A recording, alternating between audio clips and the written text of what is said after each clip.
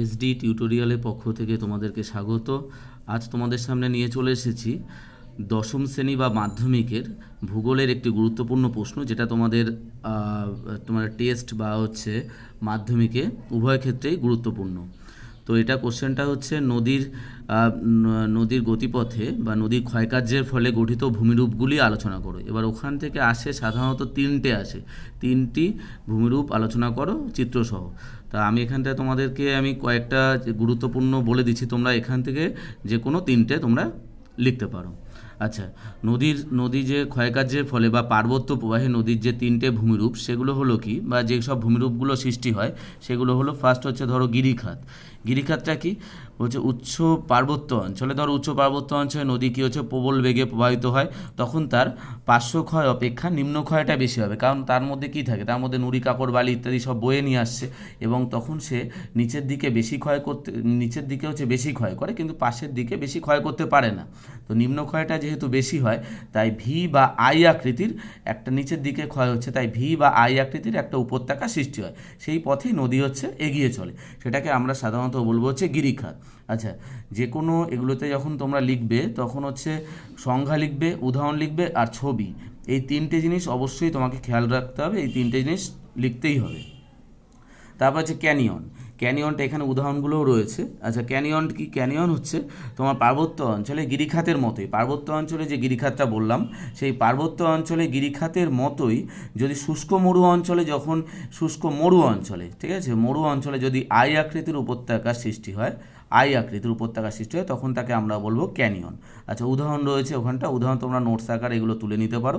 আচ্ছা, তারপর ক্ষয়স্রোতটা কি, নদী যখন পার্বত্য অঞ্চল থেকে প্রবাহিত হয়, তখন তো নদী প্রচুর বেগে প্রবাহিত হয়, তখন যে সিঁড়ির ধাপের মতো, ধরো কোনো একটা ভূমিরূপ রয়েছে, সিঁড়ির মতো রয়েছে, এবং সেই সিঁড়ির ধাপের মতো বা সিঁড়ির ধাপ বেয়ে যদি নদী নিচের দিকে বয়ে আসে, তখন যে স্রোতটা সৃষ্টি হয় সেটাই হচ্ছে ক্ষয়স্রোত। আচ্ছা, উদাহরণ রয়েছে এখানটা।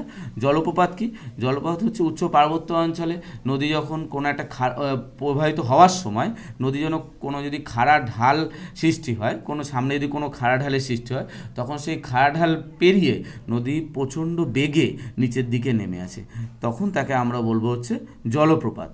উদাহরণটাও রয়েছে, ছবিও রয়েছে, তোমরা দেখে নাও। আচ্ছা, তারপর ধরো প্রপাতকূপ কী জিনিস, প্রপাতকূপ হচ্ছে জলপ্রপাত যখন হঠাৎ করে যে খাড়া ঢাল আমরা বললাম এইমাত্র যে জলপ্রপাত কি, এবার জলপ্রপাতের ফলে যদি সেই উঁচু জায়গা থেকে কোনো শিলা বা নুড়ি যখন নিচে পড়ে জলের সঙ্গে, মানে জলপ্রপাত সেই জলের সঙ্গে যখন নিচের দিকে পড়ছে, তখন তার মধ্যে থাকা যেসব বড় বড় যে তোমার ওই রয়েছে, পাথরগুলো রয়েছে, সেই পাথরের আঘাতে ওই জলপ্রপাতের ঠিক নিচে কি তোমার একটা গর্তের সৃষ্টি হচ্ছে, তাই তো?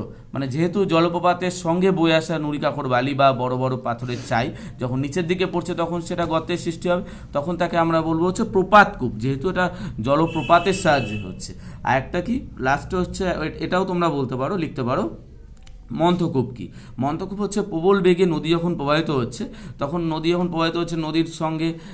নদীর সঙ্গে নুড়ি কাকড় বালি বা একটু শিলা রয়েছে, বড় বড় শিলা রয়েছে, ও তো প্রবাহিত করে নিয়ে এসেছে, তখন নদীর বুকের ওপরে সেটা ঘর্ষণের ফলে যে গর্তের সৃষ্টি হচ্ছে, মানে নদী উপত্যকার মধ্যে যে গর্তের সৃষ্টি হচ্ছে, তখন তাকে এরকম অনেক গর্তের সৃষ্টি হয়, এই গর্তটাকে বলা হচ্ছে মন্থকূপ বলা হয়ে থাকে।